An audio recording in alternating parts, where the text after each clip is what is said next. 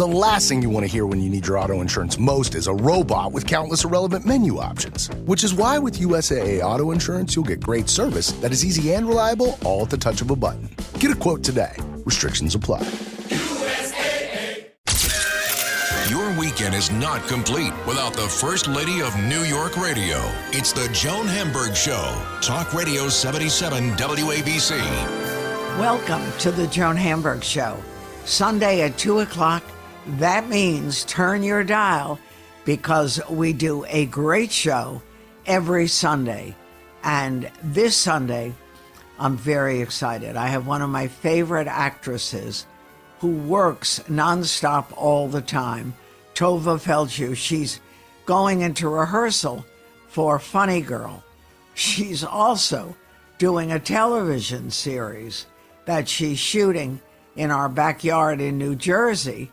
And she's also doing a movie, A Girl Like Him. So she's got all of these artistic riches coming her way. And she's got a book. In fact, if you're out in the Hamptons, they're doing a big book author event on the weekend. And she's there for her latest book called Lilyville, Mother, Daughter, and Other Roles She's Played. And then Meredith Vieria. Well, I love Meredith too. And Meredith is always doing amazing things. In fact, Meredith, you may not remember now, but she started The View and has done amazing things. She was on the Today Show. She's a great broadcast journalist and television personality. And if you remember, she was the original host of the game show Who Wants to Be a Millionaire and co-host of the Today Show. So you want to definitely hear both our very exciting guests. And we have good information for you, where you can eat, what you can do. I'm going to show you the way to a really fascinating museum that not only has special art, but has a really world-class restaurant right here in Manhattan on 86th Street. So I'm inviting you to come along. You're going to get everything you need on the Joan Hamburg Show, and you can also find us on Facebook, on Twitter. We are everywhere, and I want you to come right along with me. So settle down and enjoy, because 2 o'clock Sundays means it's Joan Hamburg time. The First Lady of New York Radio. This is Joan Eats. I want to tell you about a very unique cooking school. It's called the League of Kitchens, and it's where immigrants teach intimate cooking workshops in their own homes. And you learn about people's cultures, their food. You learn to cook. You share meals and drinks. And each immigrant home chef in the program is an exceptional cook with extensive knowledge of their country's cuisine. Now, the League of Kitchens had to adapt when COVID hit, so all their classes were opened right online. But now, a lot of the instructors are opening their homes for in-person classes, and you can learn Indian, Indonesian, and many wonderful things. They're limited to 6 people.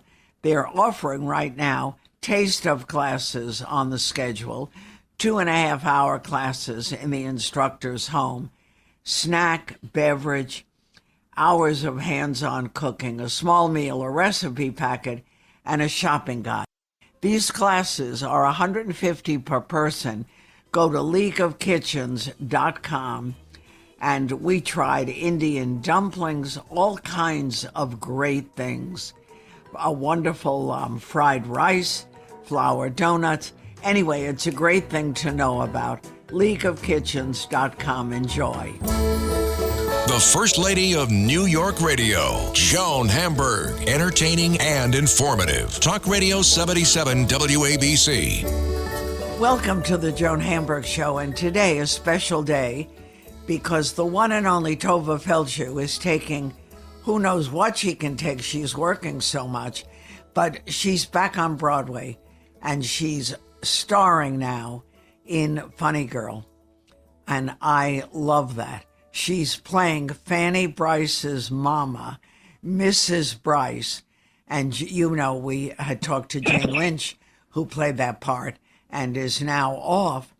So, Tovah, this is exciting, and this isn't the only thing you're doing. I had the honor of playing Dr. Ruth Westheimer in Becoming Dr. Ruth by Mark St. Germain through December and part of January in New York City at the magnificent Safra Hall, the Museum of Jewish Heritage. And Ruth and I very much would like to take that piece off Broadway, and I hope we will. So we were working on that, and then all of a sudden I got a call from my beautiful friend, Daryl Roth. It must have been April, May perhaps, saying, do you have any interest in playing Fanny Bryce's mother in Funny Girl? I said, I'm not uninterested. And I went to see the show and saw the incredible Jane Lynch in the part of Rosie Bryce, and saw the entire production, which was astonishingly wonderful and lavish. It's a real Broadway talent-filled extravaganza. And of course, I said I would love to play the part, and was offered the role at that time to replace the extraordinary Jane Lynch, who's actually leaving August 14th, and I will be taking over September 6th with Leah Michelle, who has wanted to play Fanny Bryce for decades, literally for decades, and that part has marinated in her for quite some time. So she's going to, she'll be a Grand Slam home run, and it'll be an honor to support her and play her mother. And, then we have these other astonishing talents in it. Raman I think it's Karimlu, or maybe Karimlu. Whatever it is, he's of Iranian descent. Yeah, he's a fabulous actor. Good actor. Right, and Jared Grimes, of course, got the Tony nomination for Best Supporting for his extraordinary work, both tap dancing and acting Eddie Ryan. It'll also be my 10th Broadway show, and in May of 2023, because Leah and my contract go right through to June of 2023, in May of 2023, I'll be celebrating my 50th year on Broadway. Oh, my gosh, Tovah. Yeah, I made my debut. Yeah, made my debut in Cyrano with Chris Plummer at the Palace Theater in May of 1973. So that's what I'll be doing in September. However, I was also offered 2 features and a television series, and I took them all, Joan. When the tide is up and you're with good people. So I just finished. How can you say no? Yeah, that's right. That's right. Also, it was a big vote for not having any plastic surgery. I mean, I think I have the map of New York all over my face. I have so many lines, but it is you look good. Thank you. Very good. Wait, so is this the series called Shelter that you're doing? That's right. I'm doing a series called Shelter based on the books of Harlan Coben, and I'm very excited about it. I play a central character that he calls Bat Lady. In fact, her name was Lizzie Sobek, but that's her backstory, which is a mystery and cannot be shared on your fantastic radio show. But I'm basically an older, wise oracle for the series, and I live in a house with an overgrown lawn, etc. There'll be enough scary stuff about her that I don't have to be scary. I can just be wise. But I'm very excited about it because they're working with the production company of Funny Girl, and I'll be shooting when I'm not performing through November 18th. So that was great. And then I got 2 features. And so I'm in Detroit at this moment, the day I'm speaking to you, filming an extraordinary piece called A Girl Like Him, written by... What is that? I play the grandmother of a non-binary granddaughter. So let me explain what I understand non-binary to be. Non-binary is a definition of self. It's an identity. Like I would, I don't know what I could compare it to, but the difference between a lesbian, a homosexual, and a heterosexual is that, but let us say I happen to be a heterosexual, married to Andrew Harris Levy for 45 years. That is my sexual preference. That is the sexuality I practice. Lesbians declare themselves they prefer women. Homosexuals prefer men. Non-binary doesn't talk about who you prefer. It talks about your own identity, saying that I have a fluid sexual identity. I can feel male. I can feel female. I can make love with men. I can make love with women. I am fluid and want to be referred to in the plural. So if you and I were talking about a non-binary woman across the room and we were wondering where she was going to get, I would say, do you know where their coat is? I wouldn't say, do you know where her coat is? Do you know where their coat is? So when I was offered this role, I said, why not? I have so much to learn and to make sure I'm part of this millennium. I mean, here I am, a senior citizen all of a sudden, and make sure that I'm in connection with what's happening with the generations that are coming up. So Amy Weber wrote this. Danny Roth is producing it. Tina Weber, who is a partner of hers, is another producer, and I'm sitting here in Plymouth, Michigan, at the Inn at St. John's, which is absolutely gorgeous. It's a seminary, Joan, that was converted into a luxury golfing resort. How nice. They have a meditation garden. That's where I study my life. So I'm doing this picture, and before that, as a proud resident of the Hamptons, as well as New York City, I did a piece called Dirty Rhetoric with Julie Halston for 2 weeks in July, and we filmed it in Southampton. And I was by a young, crazy, eccentric, marvelous filmmaker named James Evans, produced by Amy Gaipa. So there you have it, 2 features, a television series, and going back to Broadway. And I'm giving every single piece my all, as they well as deserve. You always do. But unbelievable, I know. And so much of life is so confusing now to a lot of us. But you're doing it all. Now tell me about Lilyville, the book, the mother, daughter, and other roles I've played. I'm very excited because Lilyville came out April 13th during the pandemic in 2021, and I was invited, of course, to the East Hampton Book Fair then on its debut year. But I was invited back this year, which thrills me. And I'm raising money for certain charities, one of them in Palm Beach in January. And they just purchased 250 of them as the gift for the people who. So I was very thrilled. Basically, I had a marvelous mother, Lily Feldshuh, who won't be exactly absent as Rosie Bryce. There'll be elements of Lily that are in Rosie. I can promise you that. So she lived till over 103. She was born in 1911 and died in 2014. Wow. And it talks about the rainbow of our relationship. It was not always a close relationship, and it was not always a relationship without challenges and great, profound disagreements. But what happened is that she lived so long that we solved it all, and particularly in the last 18 years of her life, when she was a widow, when my father had died on May 11th, 1996. From then on, I not only made sure I was a good daughter so I could hold my head up when the people who gave us our lives pass away. I want to be able to say I did the best by my parents. It's that she was phenomenally wise, incredibly funny, and very resilient. She used to, at 101, she said, the good old days when people were alive.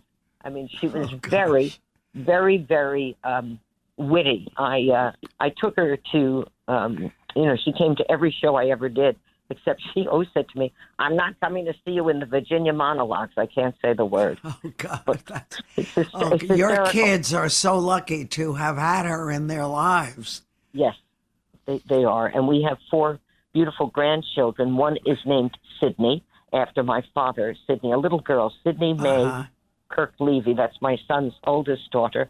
And my daughter's daughter, Amanda's daughter, Camille Willa, her Hebrew name is Lila, which is my mother's Hebrew name, Lila Malka, Queen of the Night. So Lila. Beautiful. So that, life is good, Joan. And like yourself, I appreciate, I'm so grateful for every day I've got my health and my marbles, that I'm still operating on 8 cylinders. So there you go. That's for sure. And with all this, are you doing concerts or you don't have time now for your one-woman shows? No, I do. I am not accepting any concert gigs. I am, hopefully on September 12th, appearing with a young comedic musical group called the Skivvies. They're playing Joe's Pub at the Public Theater. No, it's Their great. big I thing love is that. Yes, but they perform in their underwear.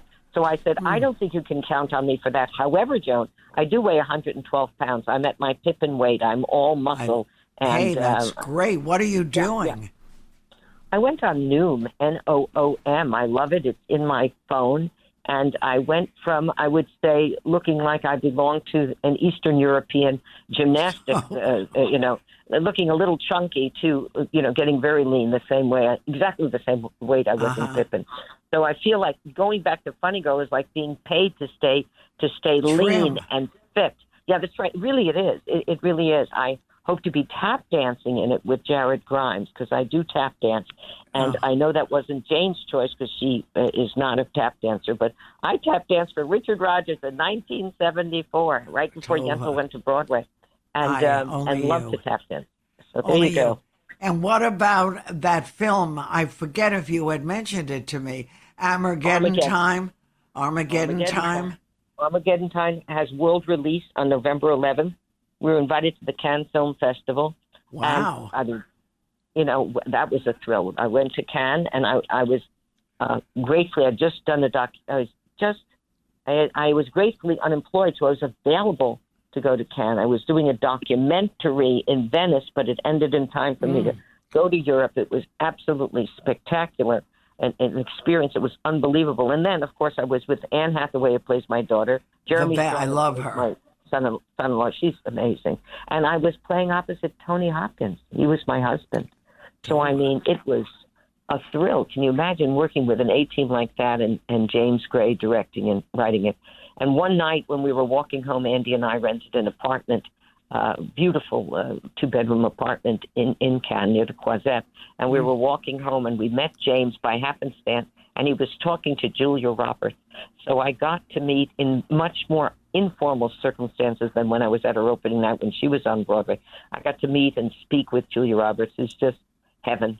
She's a very kind person, like Annie Hathaway, very kind, very kind. Unreal. So, Tovah, you going to give yourself a break before you step on the Broadway stage? I can't. I'm doing this movie now, and then I fly home Saturday to be in East Hampton for the book fair. I'll take Sunday off, and Monday are fittings for Funny Girl again and Shelter, and I have a tap dancing lesson. I'm very excited.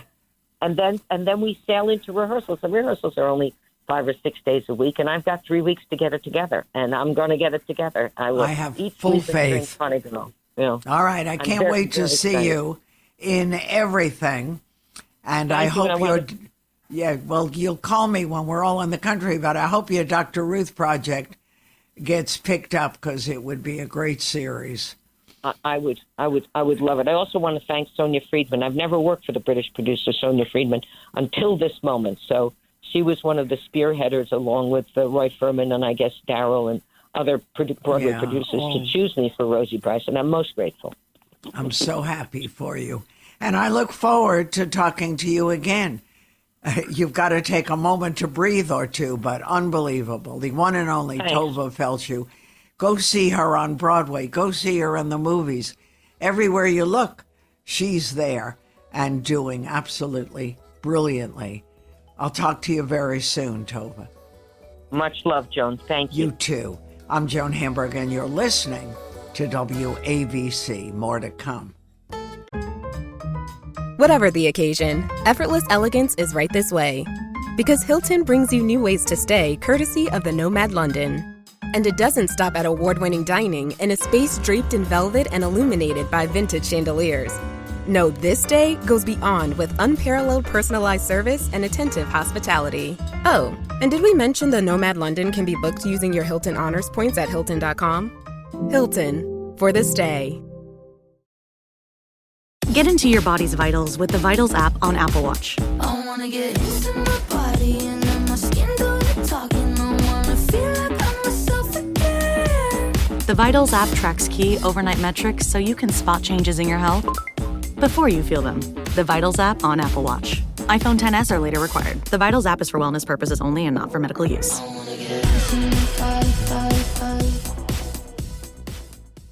the First Lady of New York Radio, Joan Hamburg. Entertaining and informative. Talk Radio 77 WABC. The other day, we were talking about our favorite journalists, broadcast journalists, and TV people, and Meredith Vieria's name came up innumerable times.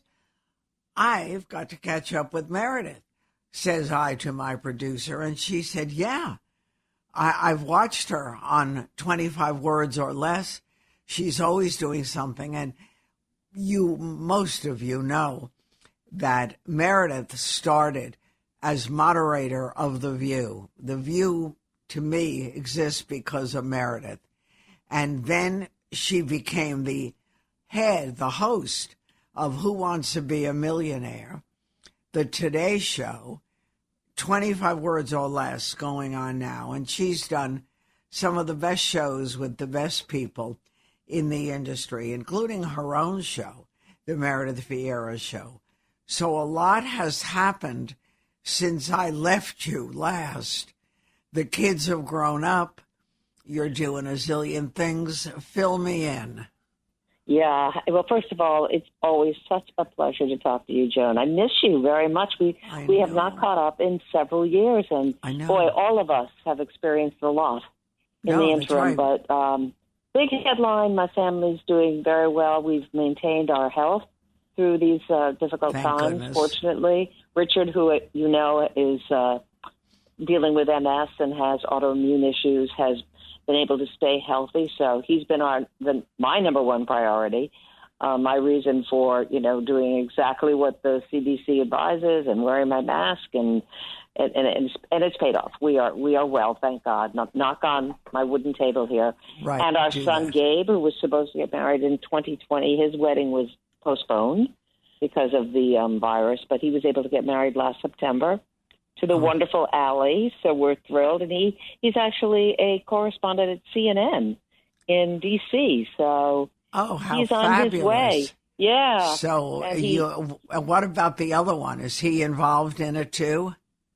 No, our oldest Ben has developed a startup that has to do with climate change and the environment and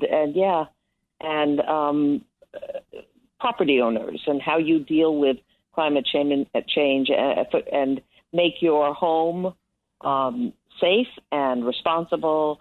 And he's just starting up. He's in the raise money phase. And I look at him and go, I would never do what you do.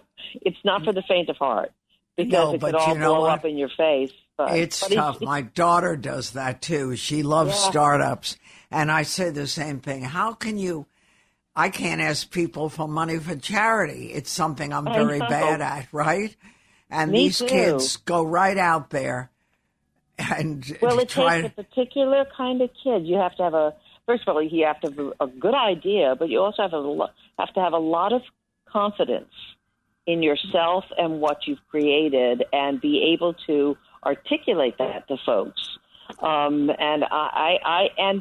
understand that disappointment comes with this. And my son, he said, I get it. It may not work, but he said, I'll never know if I don't try. And he's I'm right. not surprised he went into that. Yeah. And then our daughter, Lily, she's marrying Charlie next month at our house. Gosh. You're kidding. So you're having a big wedding or? Well, it's probably going to be 150 maybe. That's plenty. But yesterday, all the vendors came, and when the porta potty guy arrived, I went, "Oh my God, this is real now!" Right, it's becoming a deal. Yeah. So, but we're very excited for her, and it means a lot to us that she chose her home. It's a very sweet thing. So I know. I hope it all works out well. I'm sure it will. So it's going to work out fine, and you're right. It's a lovely thing that the home is a place that she feels so good about that. Exactly. She wants to do it. I love that. So fill me in with you. You're always doing something. Well, I started my fourth season of the game show 25 Words or Less premieres in September. So it's been an interesting ride because it's an LA-based show. So the first year we taped on the studio lot where I Love Lucy was filmed, and I would go every day, and all the buildings there are low, and they're not tall buildings, and they're all this pink stucco, and I think, oh my God, it's like going back in time, and it was so cool for me. I mean, I drank the Kool-Aid for LA. I love so much about it, and it's fun to be there because normally I'm in New York, and then COVID hit. So 2019, we actually did it, the show on a set. Then in 2020, our bosses were like, geez, we don't know what we're going to do. And my immediate boss said, do you have any place in your home that we could set up a camera, create a studio? And I said, we have a basement. And they came and they looked at it and they said, we're going to do this. And darn if they didn't, they did a fantastic job. And we were able to keep our show going. And because of COVID, not totally, but in part, people were home and they were looking for entertainment and they were channel surfing. And we found all these folks found us. And we were providing a little bit of fun for them. A half hour every day. It's a strip show, so it's Monday through Friday. And we started to build an audience. Fabulous. Because they were home, yeah. One of my favorite stories is we do every show we have a fan as part of the show through Zoom. And so I'm talking to this woman and I'm saying, so how did you come upon us? And she said, well, my mom and I have been obviously at home and we fell onto your show and we watched it and we looked at each other at the end and said, well, you know what? It's better than nothing. I said, well, okay, well, thank you. And that's our new tagline ever since then, because it was so adorable and it wasn't meant to be mean. It was just, that's what I love about just people, is they just say what they feel. And she was hysterical. And at the end of the day, she's right. Oh, my God, that's so funny. It's such a backhanded compliment. But exactly. It's well, it summarizes television, too. I know. And you've had more things going on in TV and started. I was thinking about that today. Some of the major shows and things that happened were because you did them. I don't know if you're giving me far more credit than I deserve, but I've just been lucky. I've been in the right place at the right time over and over. It's just, nobody could predict. It's been a funny career because I've gone all over the map. I started in news, then I moved over to The View and did that. Then I did Game with Millionaire, and I was doing the Today Show. Back in news, but that's a hybrid, and then back into game. So I've sort of followed my passions at the moment. I've always felt like, why not? I tend to lead with yes most of the time. And I also, knowing what this business is like, thought it would be good to have a lot of skills, in your toolbox, a lot of tools in the toolbox so that, hey, you need a game show person? I'm your gal. Oh, you want something for talk? I can do that. News? Been there, done that. So I thought it was a good way to sort of beef up my professional resume. And I ended up loving them all. So it's been a nice ride. But you also were willing to pay the price. Like, I have kids, who are always calling sort of all of us about where they can get a job or can we help them, that kind of thing. And they want to start right at the top. But you started in Providence. You worked your way to New York. You've done a lot of due paying along the way. Oh, absolutely. And I think that's the only way to go. It always amazes me, people who think they're entitled to the top job right away. There's a lot to be said about paying your dues and learning the ropes. The only way to do that is to start at the bottom and work your way up and work really hard and 10 times harder than the person next to you and maintain your humility and be a good person, because it's a small business. And for no other reason than that, it's smart to always be kind. If you're not automatically kind, it just makes business sense to be decent. to people because you're going to see them again. That's right. And but luck also it's played a big role in my career, and then knowing what to do with it when I got those moments. Yeah, but even when you were working in Chicago, as I recall, you were a CBS journalist then. Yeah. And people started paying attention to you, in Chicago, not in New York, and it started paying off. Well, but I was in Chicago for CBS News. I was in their bureau. I wasn't a local reporter. And the reason they sent me to Chicago, which did end up being a huge springboard for me, I had just gotten to the network. Dan Rather had recently been installed as the new anchorman, taking over for Walter Cronkite. And I was based in the New York bureau. I reported for work. But a couple of weeks before then, I had long hair, and I had gotten a perm. I wanted some body in my hair, and it didn't come out very good. So I went back to get it redone, which you never do with a perm, because what happened is my hair turned brittle. It started to break off. Sometimes blows up. It totally blew up. I had to cut it really short. I wore a hat every day. I started work at CBS News in January, and then finally one of the vice presidents walked by me. John Lane was his name, who ended up being a dear friend of ours. And he said, really should take the hat off. You're in the building. And I took off my ski cap or whatever. And I swear to God, I'll never be able to prove it, but that was on a Monday. He gave me a look, and by Thursday, Van Gordon Sauter, who was the head of CBS News at the time, called me in the bureau, the New York bureau, and said, we think we'd like to send you to Chicago. And I ended up going that weekend, crying. I'm in this freezing cold thing, but I figured, well, she'll have to wear the hat there. She'll be outside. That's so funny.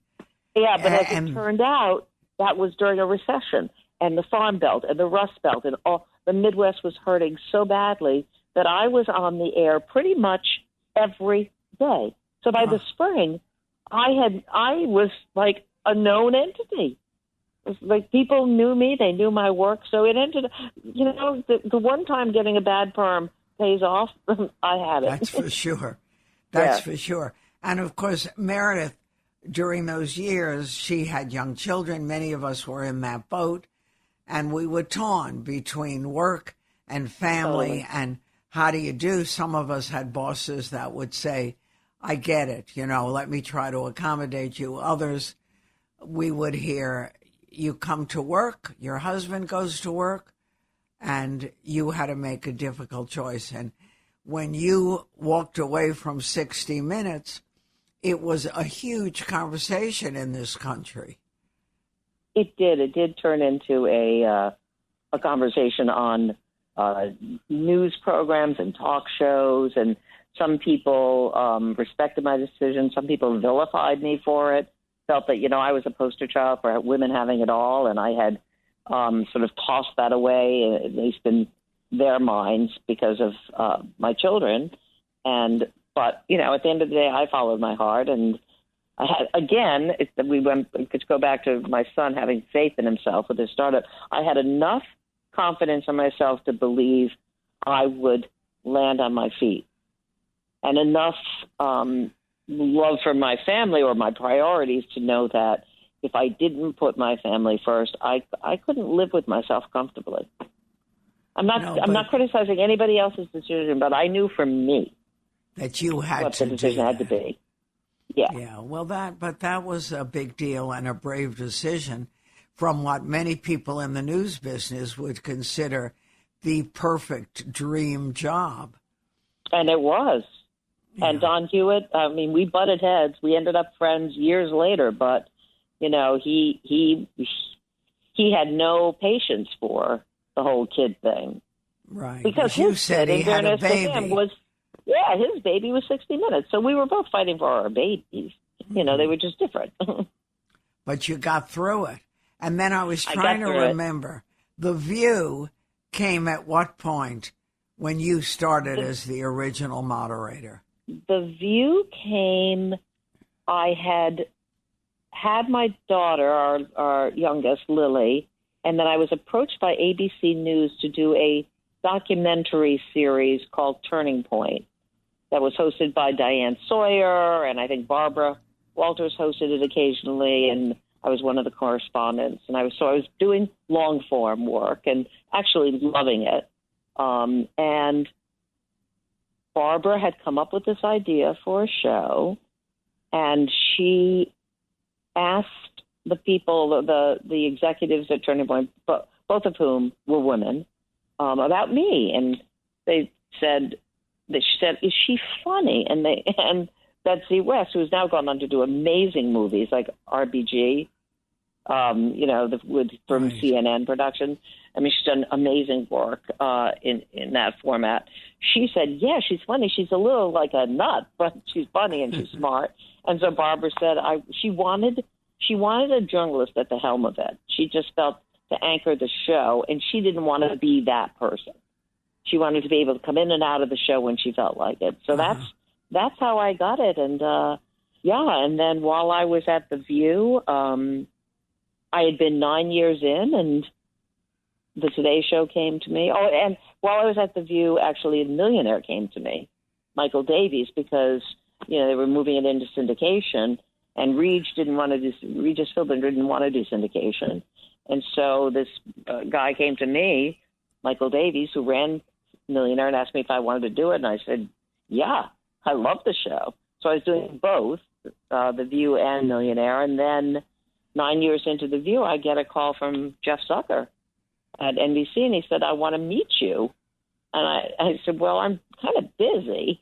I'm going from show to show." He said, "I'll pick you up from The View and drive you over to your taping of Millionaire." And on that 2-minute drive, he said, "No one knows this yet, but Katie Couric is leaving, and we'd like you to replace her." I remember, I'll never forget saying, this is, you have moments where you disappoint yourself. I'm ashamed that I did say this, but I said, "Aren't you skewing old?" And I fought against ageism forever, but I don't know why it came out. And he said, "No, I believe in talent. That's what I'm skewing towards." And I just said, "Okay, touche, Mr. Zucker, thank you." And I was not a morning person. I'm still not. Never been my thing. But he was very smart. He said, he asked me to meet.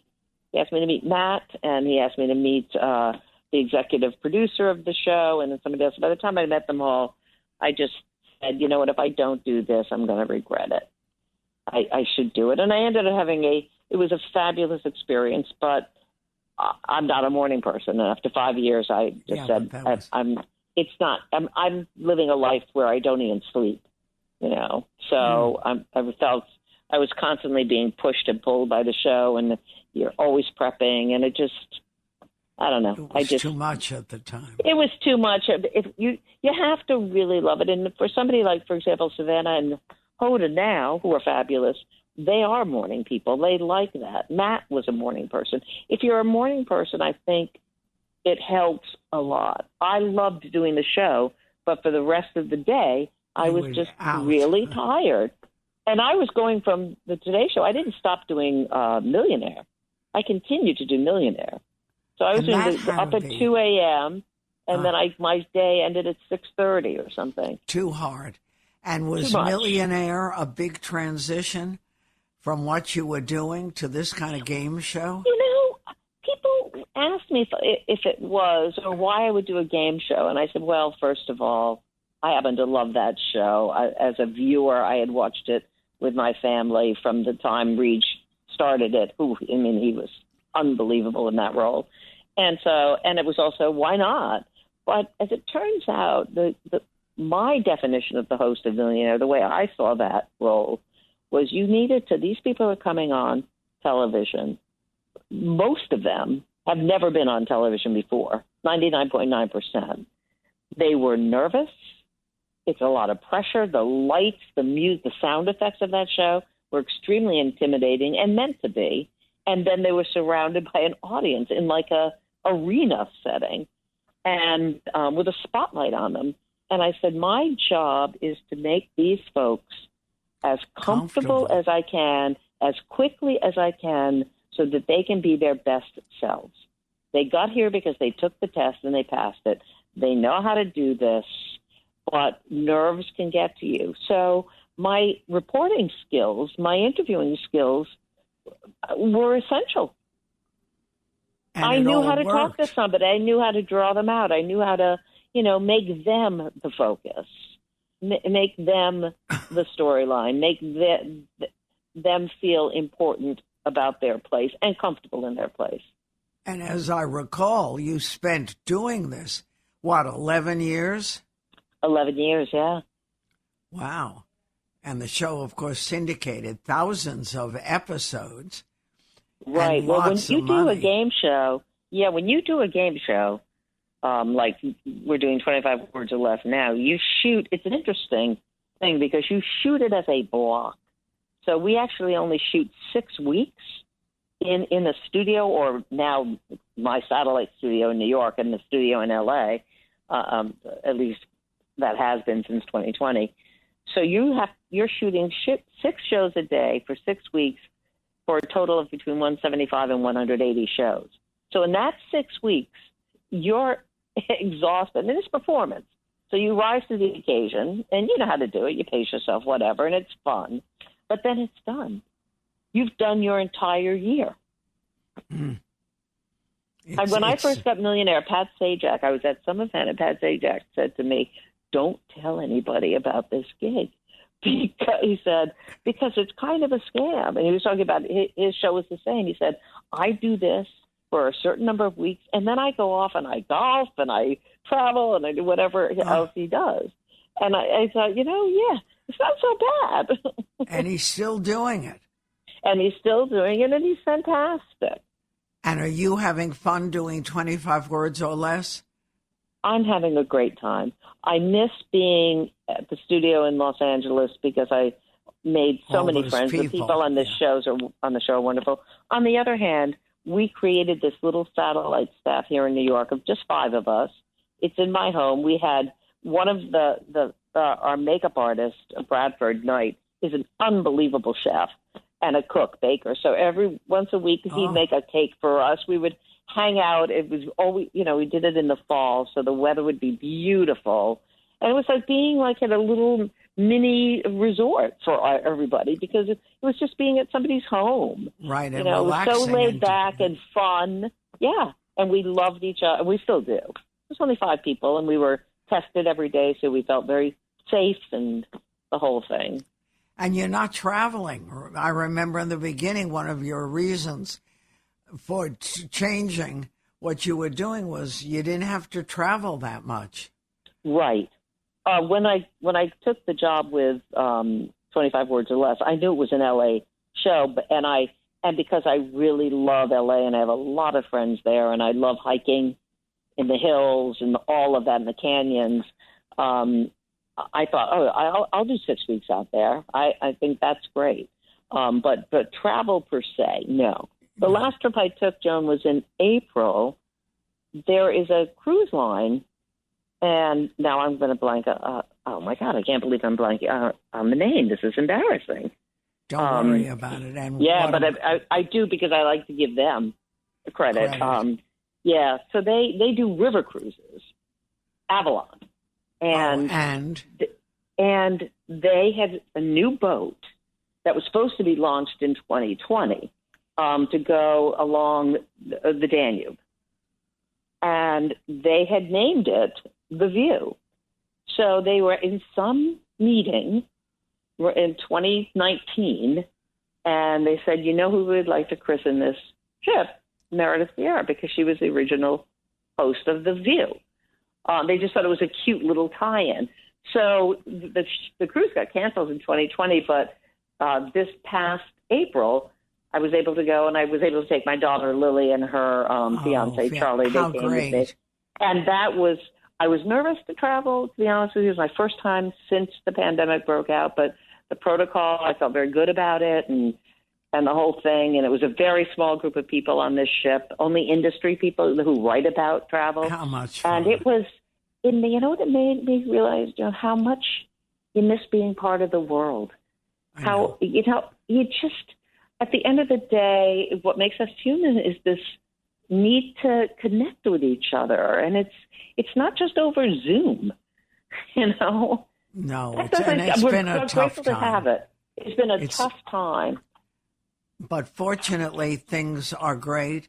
And as you mentioned in the beginning, your husband is doing fine. Please say hello to him. He's doing really well.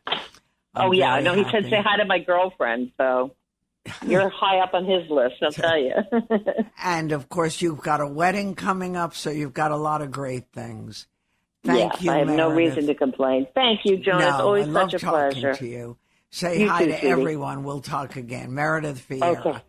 Okay, everyone. I thought you'd get a big kick out of meeting one of your favorite personalities again. I'm Joan Hamburg, and of course you're listening to WABC. More ahead. The First Lady of New York Radio. This is Ask Joan. Come with me to a charming gallery museum in a wonderful townhouse with a very special restaurant. The new NEUE Gallery at 1048 Fifth Avenue at 86th Street. And this is a lovely time to go. The gallery is celebrating 20 years since their founding. They're offering pay what you wish admission through Thursday, November 10th. Usually, general admission is $25 an adult. And the Austrian masterworks from the new gallery's collection are going to be on view.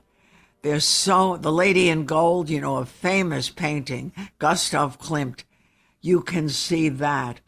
And you can take wonderful trips to the museum and restaurant. They have complimentary guided tours on Sunday at 3 and 3:30, first come, first basis. But let me give you a phone number just to make sure you verify the times, the date, 212-628-6200. I have had lovely meals at their famous Café Sobrowski with an Austrian menu and the feel of a Viennese cafe. And they serve breakfast, lunch, and dinner. They're closed Tuesdays and Wednesdays. You're seated on a first-come, first-served basis. If you're going to have dinner there, and it's a special place, then you need a reservation for dinner. They have a summer fresh menu with wonderful locally sourced ingredients.